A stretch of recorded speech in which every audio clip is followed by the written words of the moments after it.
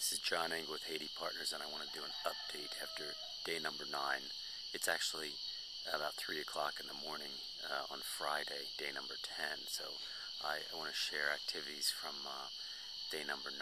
It seems that I'm good for about 3 to 5 hours of sleep, and if I go to bed early, then I'm going to wake up at some ungodly hour like 2 and can't get back to sleep. Yesterday, it was some capacity building day. We had internet installed. We moved forward with the satellite system. It was installed and it's working at our house.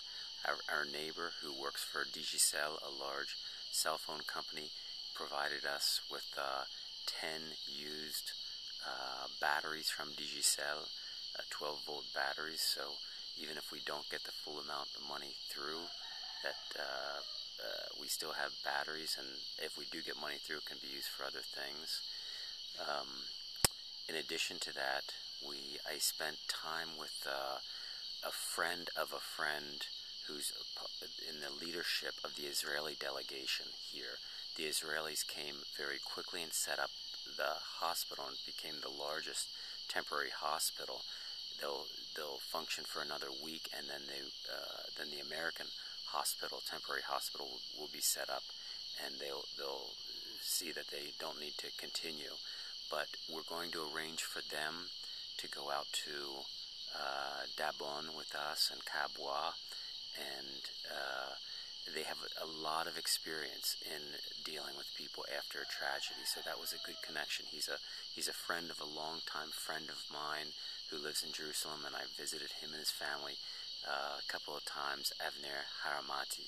So Avner, thank you very, very much for putting him in touch with this fine man. Then from there, I've connected with Goal International, and I will meet them tomorrow morning. Goal International will be we hope that they're going to be taking food supplies, water, and tents to Dabon and Kabwa with us. We'll report later on that.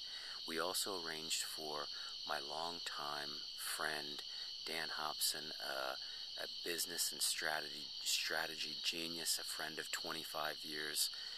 He is going to be coming at the earliest possible flight with MFI, coming with more cash and tents and hopefully a satellite phone, and it'll just be a great opportunity to really think strategically about how the best use of my time, etc. From there, what else? We've pretty much finished distributing the $10,000 that came in to families and to educators and community leaders so that they can be sharing it with families in need. And we have another $10,000 coming in tomorrow through MFI. What else is going on? The other thing that's significant here is, life is starting to resume, and so stopping at a restaurant or among the restaurants or hotels that have reopened and don't have damage, waiters and waitresses, some of these are people that I've known for years, but they're not living in homes now. They are living on the streets with their families, organizing communities, but get up, figure out a way to get showers or get to bathe, to keep their clothes clean, and then come. But as the one guy shared with me today, the jobs that they're doing, they don't make enough to rebuild, and that's typical for most Haitians in their work.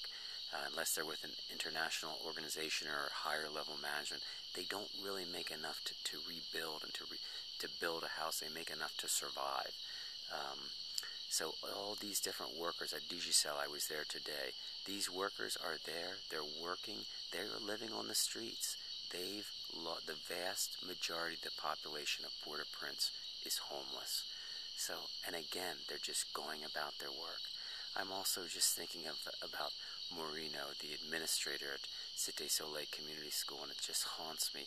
His wife is presumed dead. They spent day after day after day looking for her, trying to dig her out of the school where she was taking classes, and they haven't been successful, so at this point it's just assumed that she's dead. I want to thank all of you who are following these updates, who are sharing messages with me. encouraging messages, the outpouring of support. I want to thank you so, so much for your prayers and support.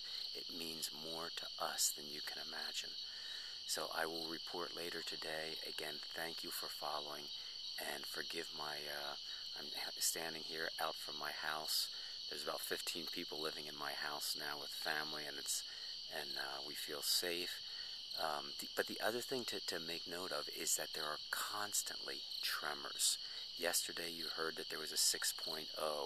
Today there were other tremors. No matter where you are throughout the day, there's tremors. So people are in a state of a little bit uneasiness and fear.